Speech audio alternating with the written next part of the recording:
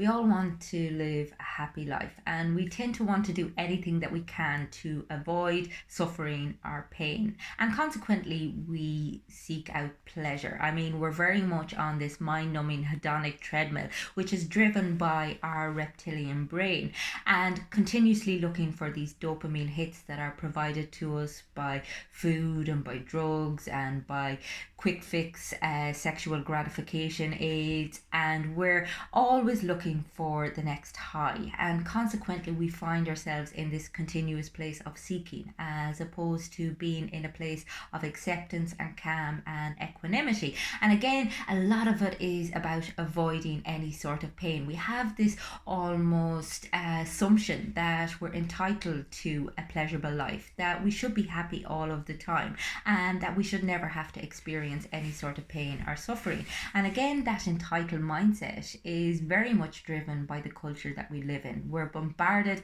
with consumerism, we're bombarded with paradigms for what it is that we should look like, what it is that we should be watching, what it is that we should be consuming, buying, the type of life we should be living, the type of relationships we should be in. And it's no wonder we're in a fucking tailspin, you know?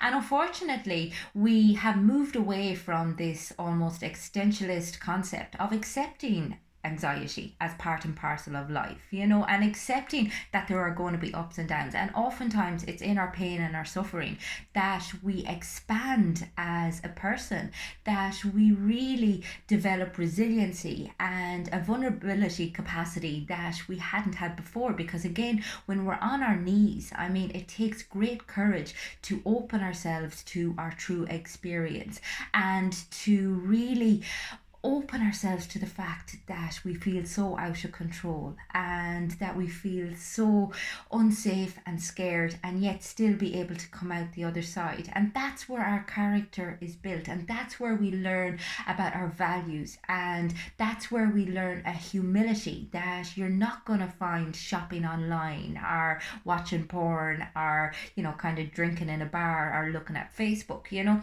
And there's two concepts I love. One of them is radical acceptance, the other is radical responsibility. And acceptance is about accepting your life exactly as it is. And so much of our struggle is exacerbated by our resistance to what it is that's going on in our life. Now, it's not that anybody looks for bad things to happen, but unfortunately they do. It's part and parcel of life. And the more we can accept them as opposed to resisting them and fighting against them, the more we can look for the meaning in our pain. And again, it's not invalidating anybody's experience or trying to suggest that pain is something that you need to go through in order to be enlightened or in order to be a better person. But it's just that if pain does come your way, you're more likely to transcend it if you can look for the opportunity for growth. And I mean, there's opportunities for growth in every given moment if we're just open to them. If we can just take a moment to step back and create an awareness of our bodily sensations and our thoughts and our emotions and where they're coming from, what the drive is behind them, and whether perhaps they are causing a lot of our struggle, whether or not they're accurate, whether or not they're beneficial or helpful, you know. And it's about being conscious and having psychological and emotional flexibility.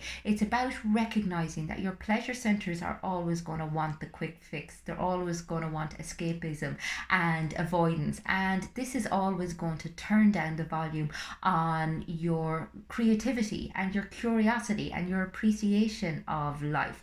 And it's recognizing that our run from fear, our need for approval, our need for acceptance, our need to conform to a society that is fairly fucked up is not really helpful nor beneficial. But yet stepping away from that takes a lot of courage, it takes a lot of faith, and it takes a lot of trust.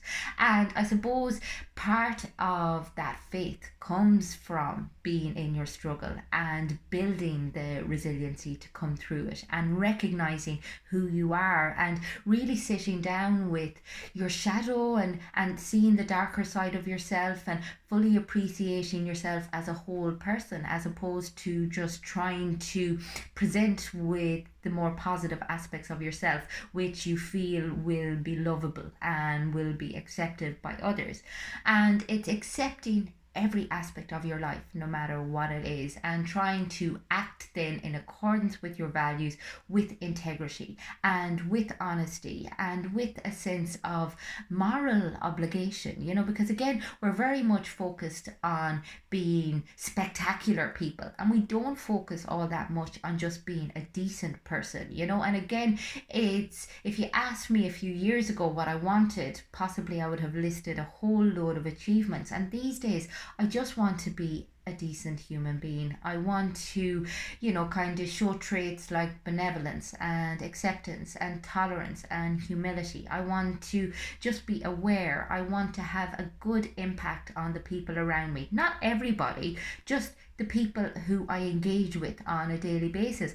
And that's not always possible. And that pisses me off. So it's something that I continuously have to work on. And the lockdown has been a massive eye opener for me. I've been going through something that is significantly painful in my personal life, and I suppose I am more aware than ever of the removal of the usual distraction of that the busyness of our life provides us with, and I've had to just very much sit with this whole kind of sense of surrender and just not knowing the answer and not having a solution and just letting things be.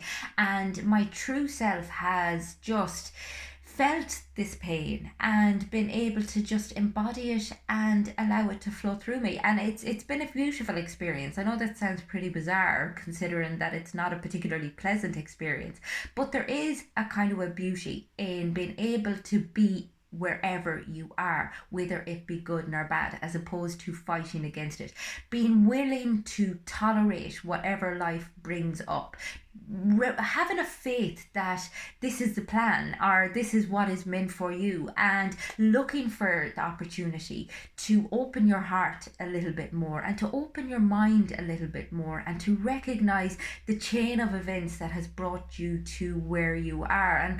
And see, oftentimes when bad things happen in somebody's life, particularly in the past, yes, it does impact on the way in which you engage in your current day life, but it is your responsibility to recognize that and to do your best to try not to be completely driven by your past experiences, to try and not let the pain of your past swamp your potential as a human being, and in fact to try to see it as a catalyst for becoming more evolved, for becoming a more transformed person, because we all have this yearning for connection and meaning and fulfillment. And yet, very few of us are willing to scrape back all of the personas that we have created in order to tap into our true essence, because it's only when we're all in our authenticity that we will truly experience that fulfillment, And I'm not talking about the success that comes with your job and the car that you buy and the clothes that you wear. I'm talking about genuine contentment and peace and equanimity and just sheer and utter love. And it's something that's so worth seeking, because again, when we're continuously seeking all of the more material stuff and the quick fix stuff, we're never satisfied.